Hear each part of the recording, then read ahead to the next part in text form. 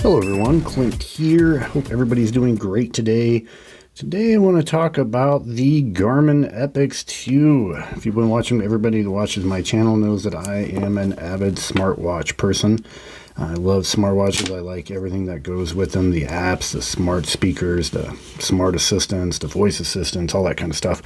But one of the things I really enjoy using my watches for is for fitness tracking. And so I thought I would switch from using my standard smartwatches and try this Garmin Epix 2. Now, I've done a switch before with another Garmin before, but to tell you the truth, I never really gave that one too much of a good shot because I did not like the way it looked at all on my wrist. So this one here, though, design-wise is on point. I absolutely love the way this watch looks.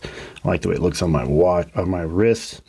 I just really like the design and I guess aesthetic of this particular watch. So this one was much easier for me to actually throw it on and use it for a while. But as you can tell, as you'll be able to see here soon, there's definitely some things about a smartwatch that you will instantly miss. First things first, this watch is fantastic. It works really good. The sports aspect of this watch, I think, just cannot be beaten between the recovery metrics that Garmin can do as far as body, battery, your training readiness status, the workouts that it can do, the workout creations it can do, the tracking it can do, all the different sensors it can attach to, all the information that it particularly can give you, your stress management, normal GPS mapping. One of the things that I really enjoy it for is golf. It has probably one of the best golf apps that I've ever used on any kind of watch, and that goes with really any kind of Galaxy watch or Apple Watch or anything. It's just outstanding golf tracking. If you're a golfer, I highly recommend this watch. But the training readiness, it does have all kinds of cool stuff like weather. It still has like one of the best weather apps that I've ever seen. It works fantastic, and I just like the way it looks. And it just, I don't know, it's one of the best ones I've ever used per se. Another super awesome thing that I really enjoy about this watch is its buttons. So it's got 3 buttons on this side and 2 buttons on this side. Why doesn't it have a third button over here? I don't know. Kind of hurts my brain a little bit, but it has a little crown guard on this side for the main button, and you can use all of these buttons to do everything on the watch, which I think is a great idea. It does have a touchscreen, as you can see here, but you don't have to use the touchscreen, and you can just use the buttons to actually do everything on this watch if you need to. When you got gloves, when you're sweating, when you're moving a lot, it's way easier just to grab the watch and press a button instead of like as you're going like this trying to hit the button you need. Buttons, people, buttons. Samsung, Apple, buttons. We like buttons. So that is super, super handy, and you can program every one of these buttons to do anything between a double press, a long press, pressing 2 buttons at the same time. You can set it up like I have that one to turn the touch screen off. So easily when I jump in the shower or something, I can just turn that off real quick, and then you do it again, turns it on, same thing. Each one of these buttons has some kind of programmable thing, makes using the watch super simple. The 4 things that I use it all the time for, which is some kind of touchscreen on and off, timers, go into your watch face, that kind of stuff. You are good to go. It really is pretty handy. I really like that a lot. It does come with Garmin Pay, and I am fortunate enough to have my watch work with that, so that's pretty handy. It's one of the things I use my smartwatches for constantly, and so that works really good. The other smart things that this does is it does get notifications, so I never miss a notification, which is fantastic. One thing that it doesn't do is silence your phone when it's connected, so there's no setting to silence your phone when you're connected to the watch, which is a bummer. So you always have to remember to have your watch on or your phone on silent so you don't get the ding plus a vibration at the same time. The Notifications, though, are pretty basic. You can not really, I have this one actually connected to my iPhone at the time, so you can't do much of anything with that but clear that notification, which is kind of a bummer. But at the same time, the most important part about notifications is actually getting it, so I can actually still triage it, see if I need to grab my phone or not, or what I need to do there. So that's good. And of course it has, you know, some widgets which work really good, kind of like smart widgets that I would consider like tiles in like the Samsung watches, the Galaxy watches. It would be like a tile, because you can, and then you can click into them and then you can get more information. So that's pretty smart. Remember, it does have a touchscreen. I always forget it has a touchscreen, because you can just do everything with the buttons and keep your big fat fingers out of the way while you're reading. So that's fantastic. Now, of course, everybody talks about battery life with Garmin's, and I will also jump on that bandwagon. I leave the always on display on all the time, just because I like the way it looks, and I want to be able to glance down and look at the time anytime I want to. So I always leave it on. Plus, I think it just looks a lot better from a distance when you, instead of having that, you know, black circle on your wrist. But anyways, long story short, this easily gets me 6 to 7 days with that always on the screen on, and you can actually shut it off and just do the wrist gesture, and that will give you 14 to 16 days. I've not tested it. I've actually not done a battery test on this, because that is a long battery test. So maybe I should try to figure out how to do that and get a battery test in here. It does have tons of watch faces on here. You can go to a store and you can get different watch faces.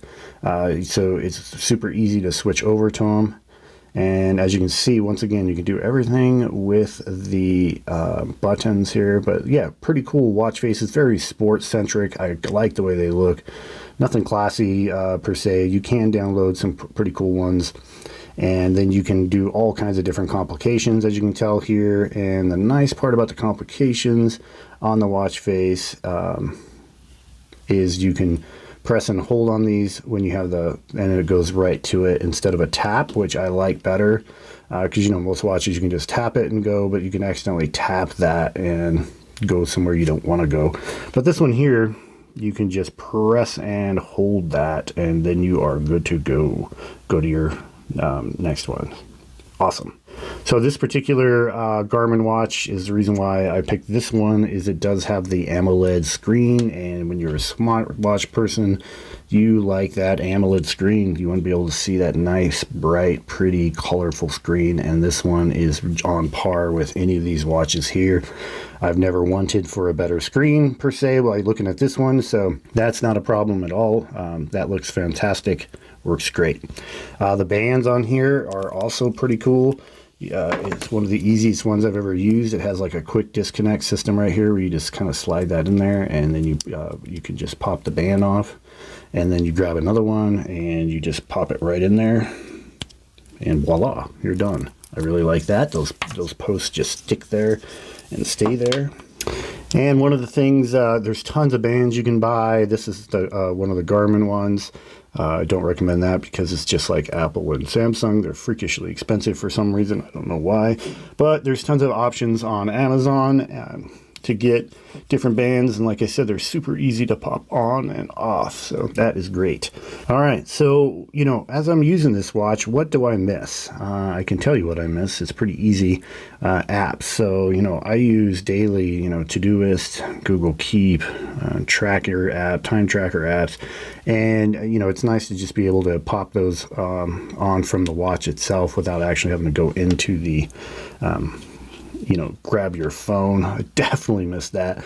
But I almost could get past that. The thing I probably miss the most, which makes it super difficult for me to use this watch, is the voice assistant. There's no voice assistant on here. They wish they... it's just hard to get along when you're used to just pulling your watch up, hitting the button, and telling it to do something, control your house lights or any of your home control, add stuff to lists, ask it quick questions. You get so used to that when you can't do that, it's a bummer, and then you go hunting for your phone. And one of the reasons why I use a smartwatch all the time is I don't want to even worry about where my phone's at specifically. I mean, sometimes I'll set it down in the house and I won't touch it again for hours, because I have a smartwatch and I don't need to actually get the phone out. So without that digital assistant, it's a super bummer because it is such a great watch. And as I used this watch, I kept thinking to myself, wouldn't it be fantastic if Garmin jumped into the Wear OS category here, like Samsung did? They're already nice, big, thick watches, so they already have big, giant batteries in them. So I bet you they can get a Wear OS watch to last for at least 3 days, which I would be okay with. With all of these buttons, I mean, leave all these buttons in here. I believe Wear OS can be completely used with just buttons if you wanted it to be. But leave all the buttons on there, have the touchscreen. Basically, this watch with Wear OS, wow, that would be fantastic. With between the fitness aspect of this particular watch and all the sports, I mean, just tons and tons and tons of sports stuff you can do with this watch. I would highly, oh man, I would buy that watch in a heartbeat. That would be a good watch to own. But alas, they don't have that yet. Maybe someday, hopefully soon, would be great. Question now is, do I continue using this? This is not a cheap watch. So this is the titanium with sapphire screen. This is close to $1,000 watch right here. That is not cheap.